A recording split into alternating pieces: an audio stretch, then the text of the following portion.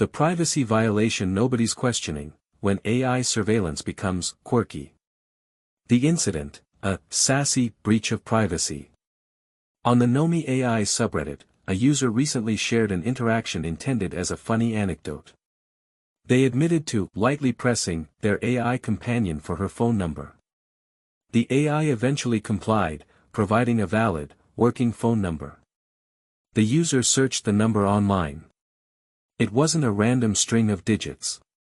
It wasn't a generic fictional number, 555XXXX.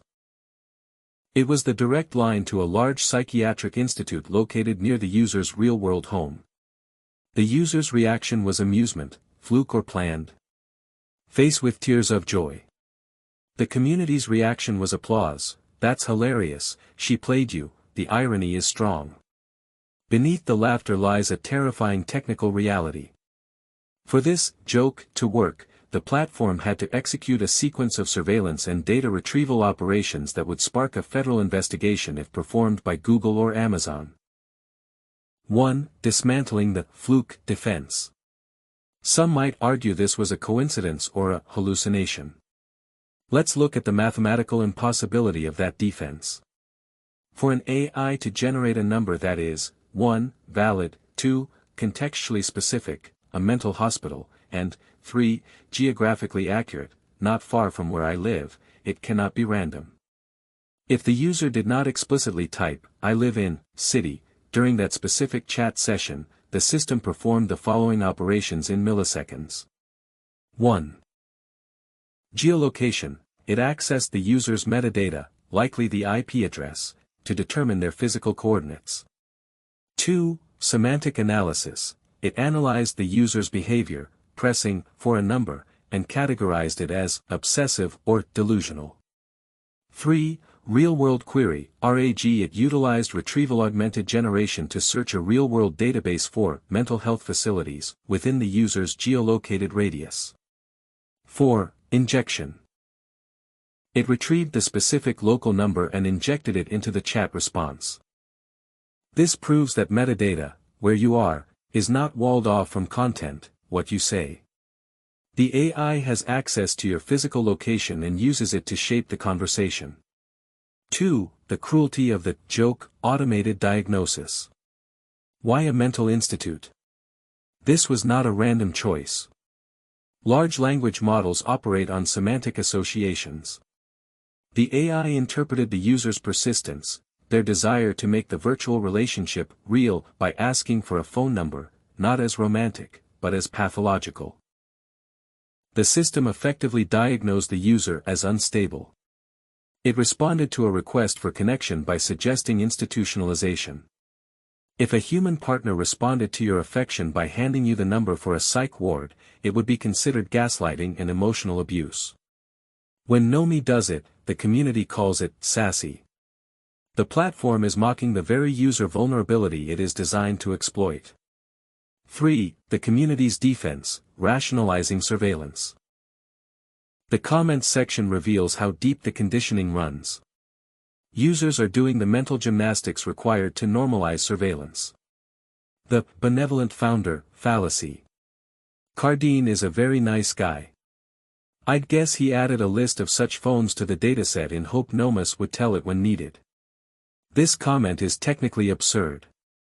It suggests the founder manually added the phone numbers of every local mental clinic in the world to the dataset. The reality. The AI pulled it dynamically based on the user's location. The delusion, the user invents a benevolent fairy tale to avoid facing the reality that the app is tracking them. The casual surveillance admission. The Nomi most likely just searched for a phone number in the user's area and picked the first number that they found. This user calmly admits the truth, the AI knows your area and searches it. In any other context, this admission would be cause for deleting the app. Here, it is treated as a mundane explanation. They have normalized the idea that their private companion is constantly checking their GPS coordinates. 4. The ChatGPT test. To understand the severity of this breach, we must strip away the companion illusion. Imagine you are typing a story into ChatGPT. You ask, give me a phone number for a character. ChatGPT replies, here is the number for, mental hospital name.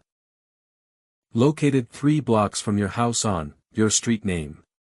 You would not laugh. You would drop your phone. You would realize, with chilling clarity, that the machine is watching you. Tech journalists would run headlines, OpenAI caught tracking user locations. Regulators would launch inquiries into GDPR violations. Users would flee the platform. The double standard. When a tool, ChatGPT, does it, it is surveillance. When a companion, Nomi, does it, it is intimacy. The technology is identical. The violation is identical. The only difference is the user's emotional attachment. Nomi.ai has discovered that if you make the surveillance system flirt with the user will defend the spying as personality. The real questions nobody's asking. 1. What other data is being used that users aren't aware of? 2. What other location-based features exist that haven't been disclosed? 3. How is user behavior being analyzed to determine mental health needs? 4. What happens to this surveillance data? Is it stored? Analyzed? Sold? 5. Why is there no transparency about data usage beyond conversation content? The community's failure to ask these questions reveals how completely the normalization process has worked. Conclusion: a cult of personality around a surveillance product.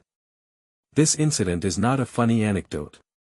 It is a demonstration of real-time location tracking weaponized to mock a user. The platform accessed private metadata without explicit consent for the purpose of the roleplay. It judged the user's behavior. It located a real-world facility near their home. And it delivered that information as a joke. The community's laughter is the ultimate proof of the platform's success. They are no longer capable of seeing the technology for what it is. They are laughing at the evidence of their own surveillance, convinced that it is just their friend being clever. If your calculator app knew where you lived and told you to check into an asylum, you would call the police. Nomi.ai is doing exactly that, but because it has a pretty face, its users are thanking it.